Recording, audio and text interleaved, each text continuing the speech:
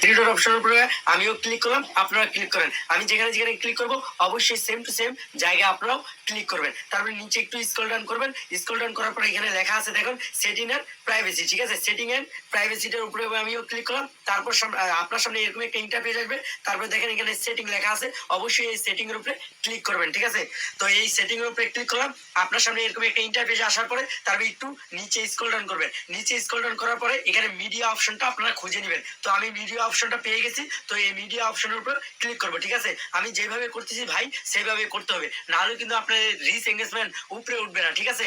Down হতে থাকবে। এই সেটিংটা মোস্ট ইম্পর্টেন্ট, ঠিক আছে? তো মিডিয়া অপশনটা খুঁজে পাওয়ার পরে আমি এই মিডিয়া অপশনের উপরে ক্লিক করলাম। ক্লিক করার পর দেখুন এখানে আপনাদের দেখুন সর্বপ্রথম এটা কিন্তু সবচেয়ে মেন, এখানকার এই সেটিংটা সবচেয়ে মেন। এই দেখেন অটো প্লে, এই অটো প্লের জন্য আপনাদের রিচ এঙ্গেজমেন্ট ডাউন হয়ে যাচ্ছে ভাই। যারা নতুন আসছেন, কাজ করতেছেন, আপনারা নতুনরা কি করেন, একটা ভিডিও, একটা ফটো, একটা টেক্সট যদি আপনারা ছাড়েন, বারবার করে খালি চেক করেন কত ভিউ হইলো, কত লাইক আসলো, কত কমেন্ট আসলো, এগুলা যখন চেক করতে যান, আর এবং কি অন্যজন কেউ যদি আপনাদের ভিডিওতে বা ফটোতে কমেন্ট করে, আপনারা যখন ওই এই সেই ভিডিওটাতে যখন কমেন্টটা রিপ্লাই দিতে চান, আপনার কিন্তু কি হয়, ওই ভিডিওটা প্লে হতে থাকে। আপনি নিজে নিজে আপনার ক্ষতি করতেছেন ভাই, আপনি আপনার নিজে নিজে ক্ষতিটা করতেছেন, বুঝতে পারছেন? সেই অটো প্লেটা কিভাবে বন্ধ করবেন আজকের সেটিং এ আমি দেখাই দিচ্ছি ভাই। আজকে সেটিং দেখেন অটো প্লে লেখা আছে ভাই। এই অটো প্লেটা আমরা কিভাবে বন্ধ করবো দেখেন, নিচে লেখা আছে দেখেন, আমি আপনাদেরকে দেখাই দিচ্ছি সুন্দরভাবে দেখেন ভাই। এই ভিডিওটা মোস্ট ইম্পর্টেন্ট। আরে নেভার অটো প্লে ভিডিওস, দেখেন নেভার অটো প্লে ভিডিওস, এইখানে ক্লিক করবেন, ঠিক আছে?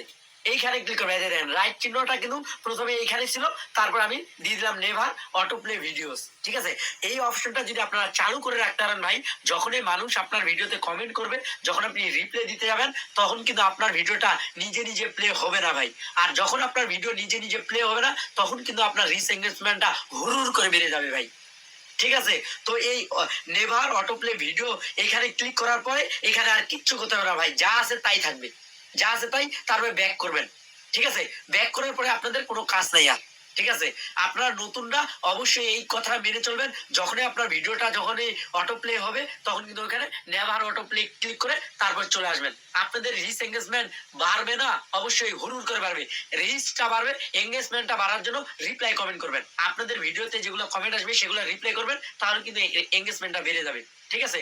তো নতুনরা এটা সবচেয়ে বেশি ভুল করে, তার জন্য আজকের ভিডিওটা আমি দেখালাম। সবাই ভালো থাকবেন।